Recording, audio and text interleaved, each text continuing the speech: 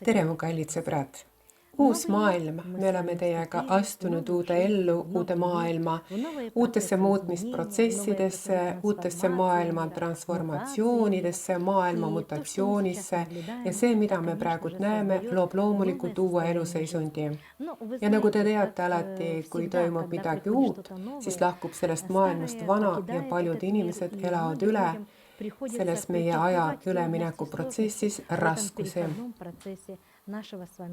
Paljud inimesed vajavad praegu psühholoogilist abi rohkem kui kunagi varem.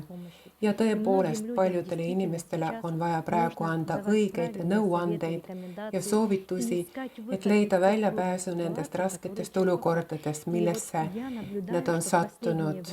Ja ma olen jälginud ning näen, et inimesed on viimasel ajal nii väsinud oma eluprobleemidest, mis jõuavad nende ellu bumerangina. Paljud inimesed ei suuda nende tõsiste raskustega toime tulla.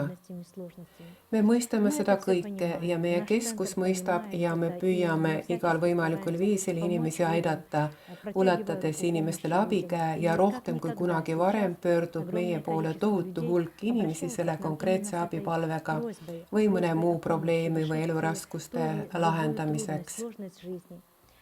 Ja mu sõbrad, praegu ei ole lihtne elada. Väga raske on olla tänapäeva maailmas.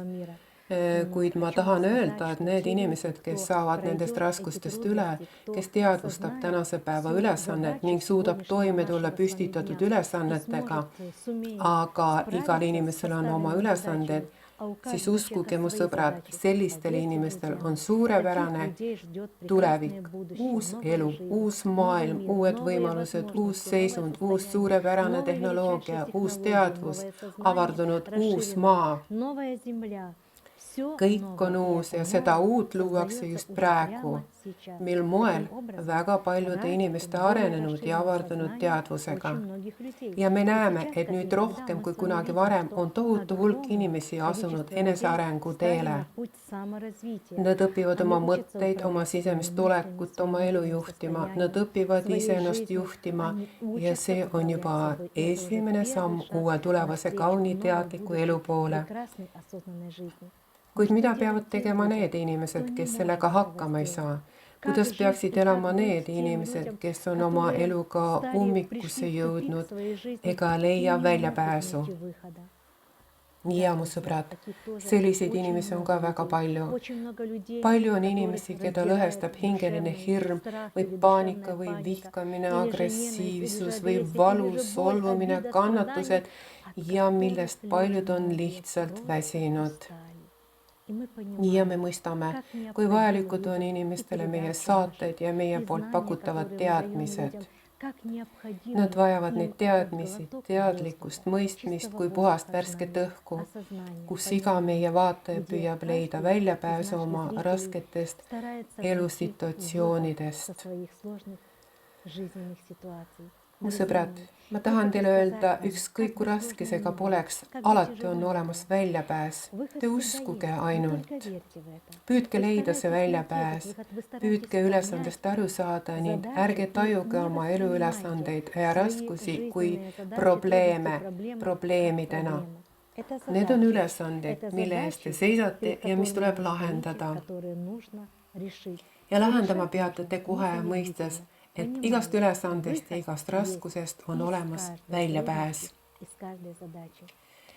Ja mida me praegu näeme, mu sõbrad, enamik inimesi on depressiivses psühhoemotsionaalses seisundis.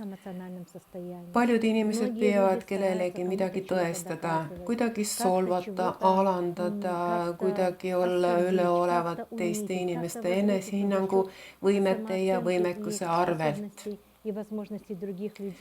Kõigile sellele, mu sõbrad, isegi sellele on seletus.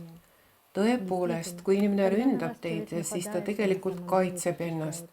Kui teie vastu esitatakse mingeid pretensioone, siis räägib see sellest, et inimene, kes on teile pretensiooni esitanud, tahab end õigustada.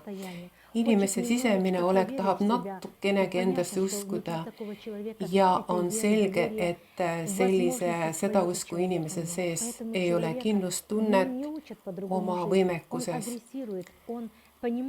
Seda inimest pole õpetatud teistmoodi elama. Ta on agressiivne, kuid samas mõistab, et kõik ei peaks nii olema ja kõik on valesti. Ta ei tahaks niimoodi elada, ta ei tea, kuidas elada, on vaja õppida. Sõbrad, on vaja teha absoluutselt kõike, avada seda kõike endas avatud võimalusi suunata oma elu loomisele, juhtimisele ja kujundamisele. Ma usun, et headus võidab maa peal ja ma usun sellesse ja tean kindlalt, et need rasked ajad mööduvad. See hulluse, õuduse ja psühholoogiline massistress möödub. Saabub uus maailm, uus elu ja just täna sünnib see elu teie igaühe sees.